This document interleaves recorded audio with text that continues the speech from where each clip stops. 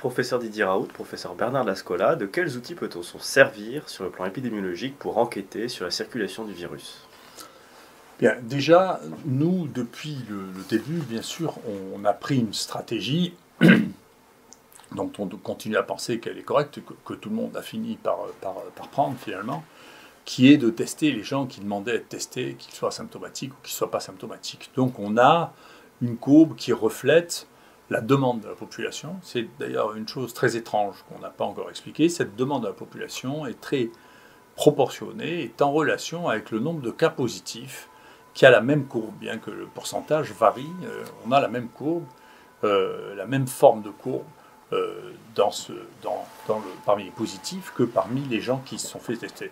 On voit qu'actuellement, cet épisode est en train de diminuer d'une manière drastique, très très très rapidement, comme le premier acte avait diminué très très rapidement.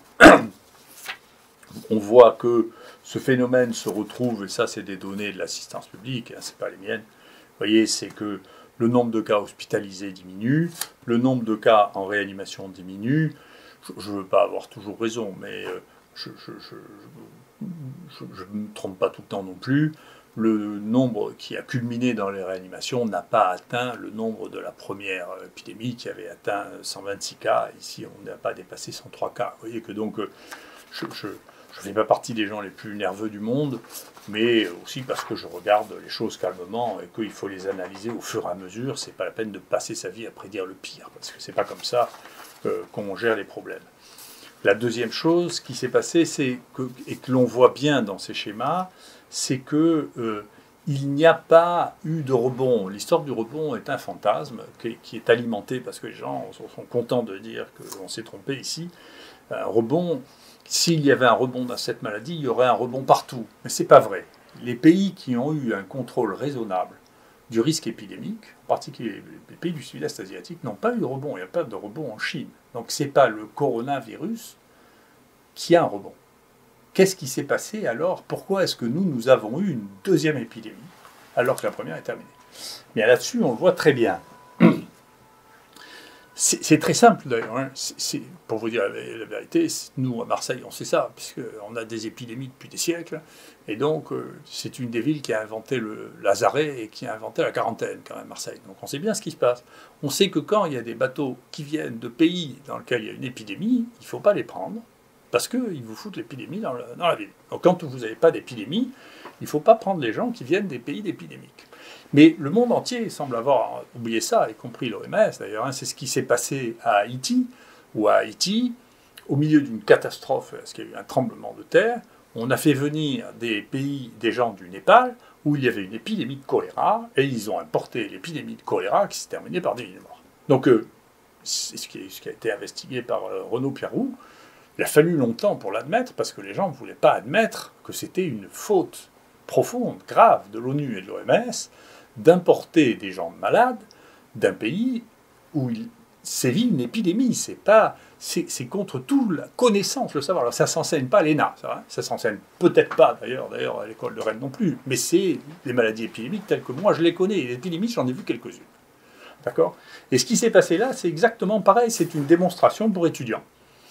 Vous voyez, les épidémies n'ont pas la même forme en fonction de l'endroit dans lequel on vit. Dans la zone intertropicale, ça ne ressemble pas aux épidémies des pays tempérés. La plupart des infections virales respiratoires ont une courbe en cloche qui s'arrête comme on a eu pendant le premier acte de cette infection. Et ça s'arrête. Tandis que les pays de la zone tropicale ont... C'est connu pour la grippe, par exemple. La grippe, eh bien voilà, c'est généralement de janvier à mars ou de décembre à février, puis ça s'arrête. Et s'il y a des cas importés, ça ne se multiplie pas pour des raisons qu'on connaît mal. Mais quand on regarde le Sénégal, que je connais bien, eh bien dans le Sénégal, il y a des grippes un peu toute l'année, et il y en a un peu plus, au contraire, pendant l'été, c'est-à-dire pendant la saison des pluies. Et donc là, c'est l'épidémiologie au Sénégal. Au Sénégal, ils font beaucoup de tests, ils vérifient beaucoup les choses, et donc on a une épidémiologie très correcte de ce qui se passe au Sénégal, où on voit qu'il y en a eu tout le temps, c'est-à-dire y compris quand nous n'en avions plus. Et puis, si on voit l'Algérie, la Gambie, c'est un peu différent parce qu'il y a beaucoup moins de tests qui se font en Gambie. Hein.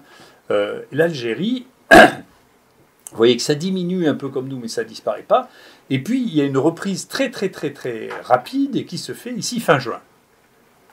Et nous, on a une reprise qui commence ici et les premiers cas sont directement connectés aux bateaux qui reviennent d'Algérie et de Tunisie. Et il y a sur ces bateaux des marins qui contractent les gens qui débarquent du bateau, des gens. Et donc, on voit très bien la source de ça. On sait très bien que, et c'est pas étonnant, si vous croyez ce que je vous ai dit, parce qu'à Marseille, on a eu quelques épidémies qui sont venues sur les bateaux. Eh bien, si vous avez un bateau qui vient de là à là, c'est-à-dire d'une zone qui est très épidémique à une zone qui n'est pas du tout épidémique avec des centaines de personnes qui débarquent, si vous n'arrivez pas à redéclencher une épidémie, c'est que vous êtes protégé par les dieux. Sinon, vous faites une épidémie, vous voyez là. Et maintenant, comment sait-on que c'est la même épidémie? Eh bien, nous, on a fait... Pas tout le monde a cru qu'on pouvait identifier les génotypes de virus, parce que les gens n'ont pas l'habitude de regarder les génomes. Mais enfin, on peut identifier, vous voyez, au Sénégal, il y avait ce génotype, on a appelé Marseille 1, parce que c'est la première fois qu'on le trouvait à Marseille, vous voyez, qui s'est répandu et qui existait depuis plusieurs mois au Sénégal. C'est le même que le nôtre qui a changé. Hein. C'est les virus en Afrique qui ont été importés, en particulier au Sénégal, ont été importés de France, hein, en mars-avril. Donc là-bas, il change, ce virus devient très très commun là-bas, et puis on pense qu'on va le trouver ici en Algérie, on est en train d'essayer d'acquérir des génomes, on le voit apparaître, il apparaît en Gambie, et on le voit apparaître à Marseille, et c'est lui qui va causer la première partie de l'épidémie qui fait le mois de juillet et un peu du début du mois d'août. Donc c'est un mécanisme qui est parfaitement compréhensible, c'est quand on n'a plus de cas, il ne faut pas faire l'inverse, c'est ce qu'on a fait. On a fermé les frontières quand on avait plein de cas, et quand on n'a plus de cas, on a ouvert les frontières. Mais c'est pas la maladie infectieuse, c'est pas comme ça. Hein. C'est pas comme ça les maladies transmissibles. Les maladies transmissibles, c'est quand vous n'avez pas de cas, vous fermez les frontières. Quand vous avez des cas, c'est les autres qui doivent former les frontières, ceux qui n'ont pas de cas en particulier. Donc il y a une réflexion à avoir sur la gestion des maladies transmissibles qui est, on ne fait la quarantaine que quand ça n'a d'intérêt que parce qu'on n'en a plus. Et qu'il faut empêcher les gens de revenir infectés d'autant qu'on a pu montrer que des gens qui avaient été infectés pendant la première partie pouvaient être infectés avec ces nouveaux variants de virus.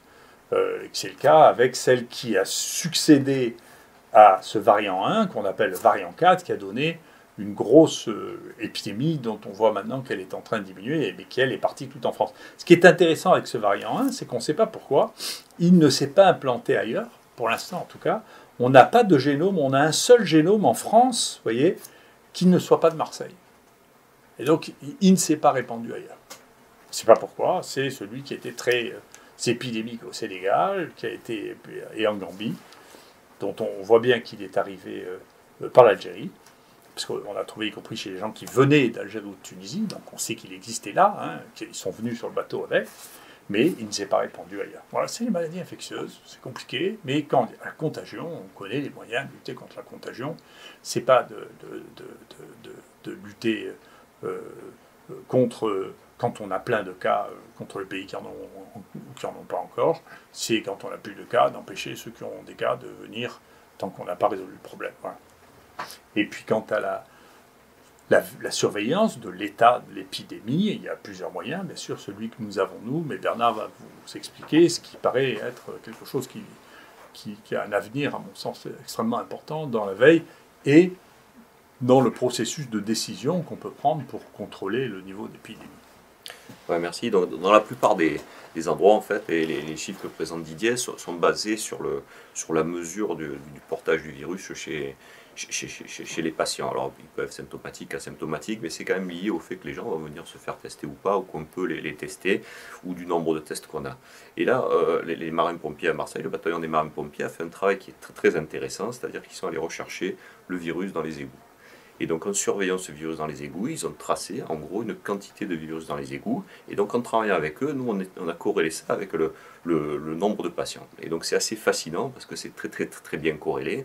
On voit juste quelque chose qui n'est pas corrélé, c'est amusant, c'est-à-dire on voit une baisse du virus dans les égouts, et ça colle exactement avec la rentrée scolaire, c'est-à-dire les touristes sont partis de la ville, et donc on a une baisse du virus dans les égouts, et puis après on le voit monter doucement, arriver à ce qui est le pic, et là on arrive au pic, et après le pic on voit que ça descend. Et ce qui est fascinant quand même, c'est qu'on voit que ça descend bien avant qu'on mette en place les mesures de confinement, même pire, c'est-à-dire quand on va mettre le confinement, on voit que ça va remonter, c'est-à-dire il est probable que le confinement fait que les gens vont se retrouver chez eux et vont se contaminer entre eux, et donc ça fait ce petit rebond, et après, hop, ça continue à redescendre. Donc on voit finalement que qu'en surveillant les égouts et certains points des égouts, on peut avoir une vision assez très précise de l'évolution de l'épidémie sans tester beaucoup de personnes.